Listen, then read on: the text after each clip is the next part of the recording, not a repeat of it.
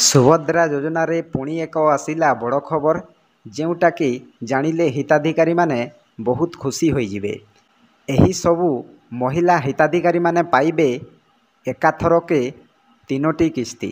ତ ସମସ୍ତଙ୍କ ମନରେ ଗୋଟିଏ ପ୍ରଶ୍ନ ହେଉଥିବ, ମୁଁ ଏକାଥରକେ 3ଟି କିସ୍ତି ପାଇବି କି?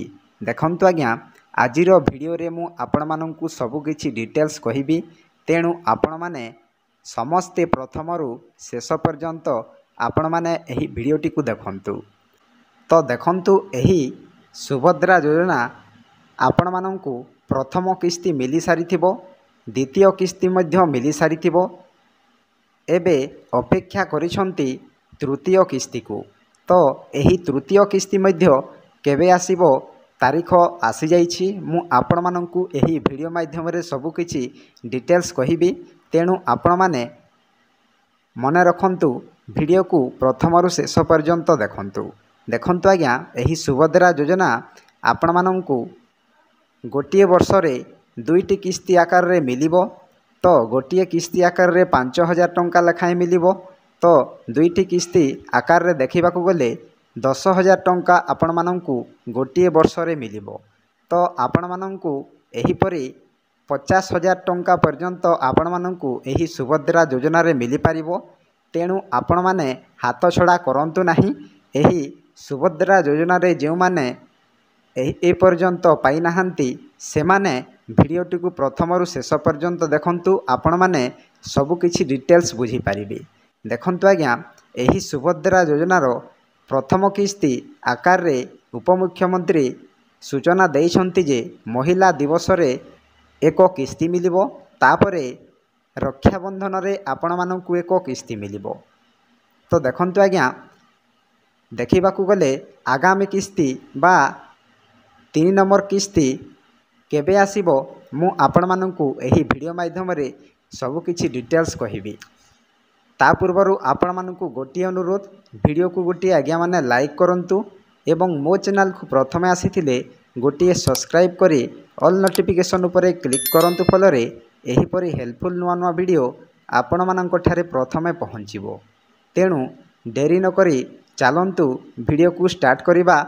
କ'ଣ ଖବର ଆସିଛି ଏହି ଭିଡ଼ିଓ ମାଧ୍ୟମରେ ସବୁକିଛି ଡିଟେଲ୍ସ ଜାଣିବା। ତ ଦେଖନ୍ତୁ, ସୁଭଦ୍ରା ଯୋଜନା ନେଇ ଉପମୁଖ୍ୟମନ୍ତ୍ରୀଙ୍କ ବଡ଼ ସୂଚନା ବଞ୍ଚିତ ହିତାଧିକାରୀମାନଙ୍କୁ ମିଳିବ। ଦେଖନ୍ତୁ ଆଜ୍ଞା, ଓଡ଼ିଶା ଭାସ୍କରରେ ପ୍ରକାଶ ପାଇଛି ଗତକାଲି 11:08 PM। ଏହା କୌଣସି ଫେକ୍ ନୁହେଁ। ତ ଉପମୁଖ୍ୟମନ୍ତ୍ରୀ ପ୍ରଭାତୀ ପରିଡ଼ା କ'ଣ ଅପଡ଼େଟ୍ ଦେଇଛନ୍ତି ଏହି ସୁଭଦ୍ରା ଯୋଜନାର ହିତାଧିକାରୀମାନଙ୍କ ପାଇଁ, ଆସନ୍ତୁ ଏହି ଭିଡ଼ିଓ ମାଧ୍ୟମରେ ସବୁକିଛି ଡିଟେଲ୍ସ ଜାଣିବା। ତ ଦେଖନ୍ତୁ, ସୁଭଦ୍ରା ଯୋଜନାକୁ ନେଇ ବଡ଼ ସୂଚନା ଦେଇଛନ୍ତି ଉପମୁଖ୍ୟମନ୍ତ୍ରୀ ପ୍ରଭାତୀ ପରିଡ଼ା। IIM ସମ୍ବଲପୁରର ଛାତ୍ରଛାତ୍ରୀ ସୁଭଦ୍ରା ସର୍ଭେ କରିବେ ବୋଲି ଉପମୁଖ୍ୟମନ୍ତ୍ରୀ କହିଛନ୍ତି। ଦେଖନ୍ତୁ ଆଜ୍ଞା, ସୁଭଦ୍ରା ଯୋଜନାକୁ ନେଇ ବଡ଼ ଅପଡ଼େଟ୍ ଦେଇଛନ୍ତି ଉପମୁଖ୍ୟମନ୍ତ୍ରୀ ପ୍ରଭାତୀ ପରିଡ଼ା। ତ ଦେଖନ୍ତୁ, IIM ସମ୍ବଲପୁରର ଛାତ୍ରୀ ବା ଛାତ୍ରଛାତ୍ରୀ ସୁଭଦ୍ରା ସର୍ଭେ କରିବେ ବୋଲି ଉପମୁଖ୍ୟମନ୍ତ୍ରୀ ପ୍ରଭାତୀ ପରିଡ଼ା କହିଛନ୍ତି। ତାପରେ ଉପମୁଖ୍ୟମନ୍ତ୍ରୀଙ୍କ କହିବା ଅନୁସାରେ ଜଣେ ବି ହିତାଧିକାରୀ ସୁଭଦ୍ରା ଯୋଜନାରୁ ବାଦ୍ ପଡ଼ିବେ ନାହିଁ। ଏନେଇ ସରକାର ପଦକ୍ଷେପ ନେଉଛନ୍ତି। ଦେଖନ୍ତୁ ଆଜ୍ଞା, ଉପମୁଖ୍ୟମନ୍ତ୍ରୀଙ୍କ କହିବା ଅନୁସାରେ କୌଣସି ପରିବାରର ଜଣେ ବି ବା ଯୋଗ୍ୟ ହିତାଧିକାରୀମାନେ ଜଣେ ହେଲେ ମଧ୍ୟ ସୁଭଦ୍ରା ଯୋଜନାରୁ ବାଦ୍ ପଡ଼ିବେ ନାହିଁ ବୋଲି ଉପମୁଖ୍ୟମନ୍ତ୍ରୀ ପ୍ରଭାତୀ ପରିଡ଼ା କହିଛନ୍ତି। ତାପରେ ଏନେଇ ସରକାର ପଦକ୍ଷେପ ନେଉଛନ୍ତି। ତାପରେ ଯେଉଁମାନେ ଏହି ଯୋଜନାରୁ ବାଦ୍ ପଡ଼ିଛନ୍ତି, ସେମାନେ ହିତାଧିକାରୀଙ୍କୁ ଚିହ୍ନଟ କରିବା ପାଇଁ ପୁଣି ସର୍ଭେ କରିବେ ରାଜ୍ୟ ସରକାର। ତାପରେ IIM ସମ୍ବଲପୁରର ଛାତ୍ରଛାତ୍ରୀ ସୁଭଦ୍ରା ସର୍ଭେ କରିବେ। ସର୍ଭେ କରିବା ପରେ ସରକାରଙ୍କ ନିକଟରେ ସମସ୍ତ ରିପୋର୍ଟ ଦାଖଲ କରିବେ। ଦେଖନ୍ତୁ ଆଜ୍ଞା ମାନେ, ଯେଉଁମାନେ ଏହି ଯୋଜନାରୁ ବାଦ୍ ପଡ଼ିଛନ୍ତି, ହିତାଧିକାରୀଙ୍କୁ ଚିହ୍ନଟ କରିବା ପାଇଁ ପୁଣି ସର୍ଭେ କରିବେ ରାଜ୍ୟ ସରକାର। ତେଣୁ IIM ସମ୍ବଲପୁରର ଛାତ୍ରଛାତ୍ରୀମାନେ ସମସ୍ତେ ସର୍ଭେ କରିବେ ବୋଲି ଉପମୁଖ୍ୟମନ୍ତ୍ରୀ ପ୍ରଭାତୀ ପରିଡ଼ା କହିଛନ୍ତି। ତାପରେ ସର୍ଭେ କରିବା ପରେ ସରକାରଙ୍କ ନିକଟରେ ସମସ୍ତ ରିପୋର୍ଟ ଦାଖଲ କରିବେ। ଦେଖନ୍ତୁ ଆଜ୍ଞା, ଯେଉଁ ହିତାଧିକାରୀ ମାନେ ଏପର୍ଯ୍ୟନ୍ତ ଟଙ୍କା ପାଇନାହାନ୍ତି ସେମାନଙ୍କ ଘରକୁ ଯାଇ ଛାତ୍ରଛାତ୍ରୀମାନେ ସର୍ଭେ କରିବେ। ତାପରେ ଯେଉଁ ହିତାଧିକାରୀ ମାନେ ଯୋଗ୍ୟ ଅଛନ୍ତି ଏବଂ ଏପର୍ଯ୍ୟନ୍ତ ଟଙ୍କା ପାଇନାହାନ୍ତି ସେମାନଙ୍କ ଘରକୁ ମଧ୍ୟ ଛାତ୍ରଛାତ୍ରୀମାନେ ଯିବେ ଏବଂ ସେମାନଙ୍କ ଠାରୁ ସମସ୍ତ ଡକୁମେଣ୍ଟସ୍ ଦାଖଲ କରିବେ। ତ ଦେଖନ୍ତୁ, ଯେଉଁମାନେ ପ୍ରଥମ କିସ୍ତି ପାଇଛନ୍ତି ଏବଂ ଦ୍ୱିତୀୟ କିସ୍ତି ପାଇନାହାନ୍ତି ସେମାନଙ୍କ ଘରକୁ ମଧ୍ୟ ସମସ୍ତ ଛାତ୍ରଛାତ୍ରୀମାନେ ଯିବେ ଏବଂ ସର୍ଭେ କରିବେ। ତ ଆପଣମାନେ ଚିନ୍ତା କରନ୍ତୁନି, ସମସ୍ତ ଡିଟେଲ୍ସ ଏହି ଛାତ୍ରଛାତ୍ରୀଙ୍କୁ ଦିଆଯିବ। ସେମାନେ ସମସ୍ତ ଯୋଗ୍ୟ ହିତାଧିକାରୀଙ୍କ ଘରକୁ ଯାଇ ସର୍ଭେ କରିବେ। ତାପରେ ସମସ୍ତ ଡକୁମେଣ୍ଟସ୍ ଡିଟେଲ୍ସ ସବୁ ସରକାରଙ୍କୁ ସବମିଟ୍ କରିବେ। ତାପରେ ସରକାର ସେହି ଡକୁମେଣ୍ଟସକୁ ଦେଖିବେ। ତାପରେ ସେମାନେ ଯଦି ଯୋଗ୍ୟ ଅଟନ୍ତି ନିଶ୍ଚୟ ଭାବେ ଆପଣମାନଙ୍କୁ ଏହି ସୁଭଦ୍ରା ଟଙ୍କା ମିଳିଯିବ। ତ ଏହା ମୁଁ କହୁନାହିଁ, ଏହା ଉପମୁଖ୍ୟମନ୍ତ୍ରୀ ପ୍ରଭାତୀ ପରିଡ଼ା କହିଛନ୍ତି। ଦେଖନ୍ତୁ ଆଜ୍ଞା, ଅନେକ ହିତାଧିକାରୀ ଏପର୍ଯ୍ୟନ୍ତ ଟଙ୍କା ପାଇନାହାନ୍ତି। ତ ଅଧିକାଂଶ ହିତାଧିକାରୀ ସୁଭଦ୍ରା ଯୋଜନାରେ ଟଙ୍କା ପାଇସାରିଲେଣି। ତ ଯେଉଁ ହିତାଧିକାରୀ ପ୍ରଥମରୁ ଆବେଦନ କରିଥିଲେ ସେମାନେ ଏପର୍ଯ୍ୟନ୍ତ ଟଙ୍କାଟିଏ ମଧ୍ୟ ପାଇନାହାନ୍ତି।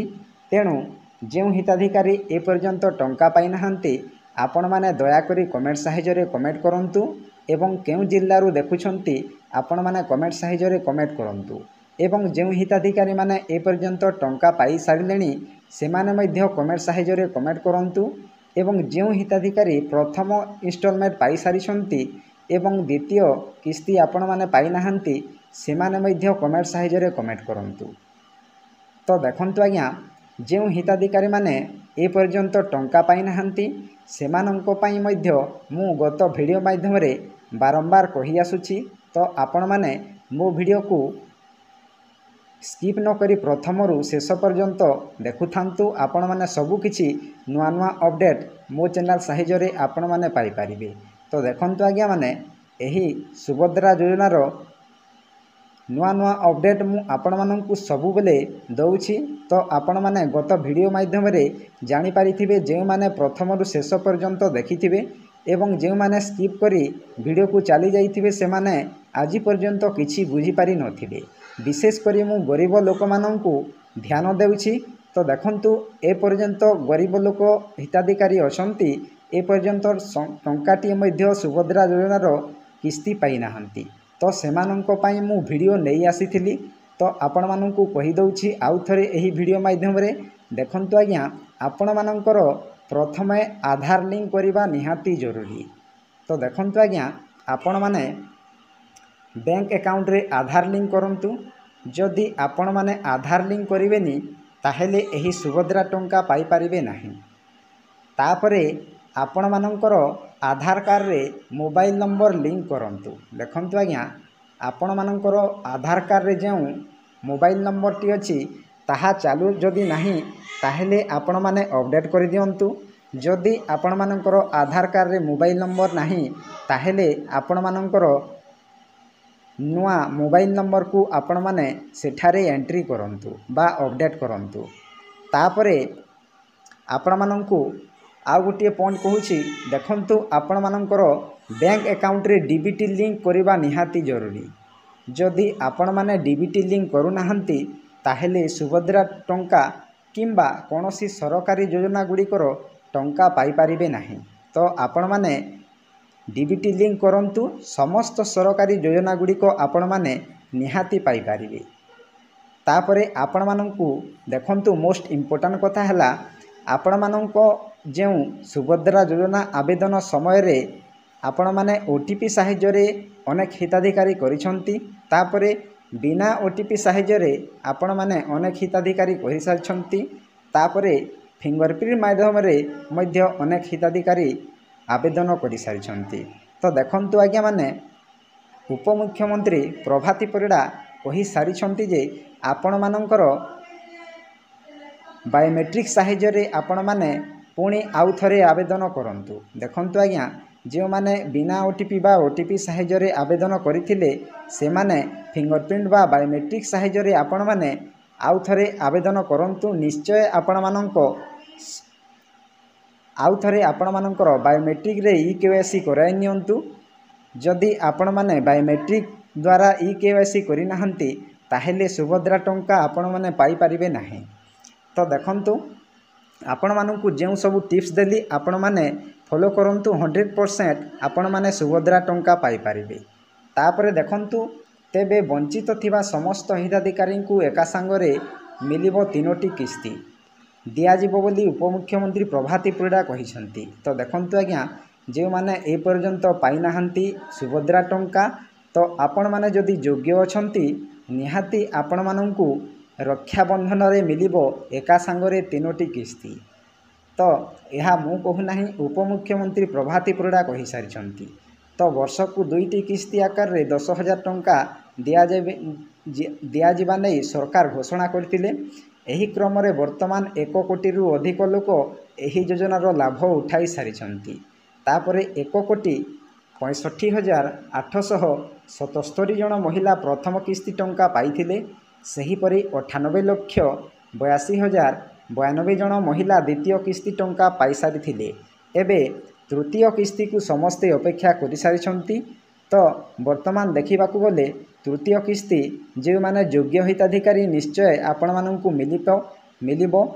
तो आपण माने निश्चित भाव में रुहंतु। तो भिडियोटी आपण मानंकु केमिति लागिला निश्चय कमेंट माध्यम रे जणाइबे।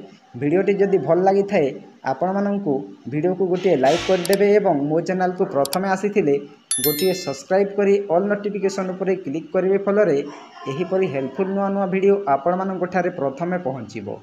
तो भिडियो को एठी एंड करूछि। जय जगन्नाथ।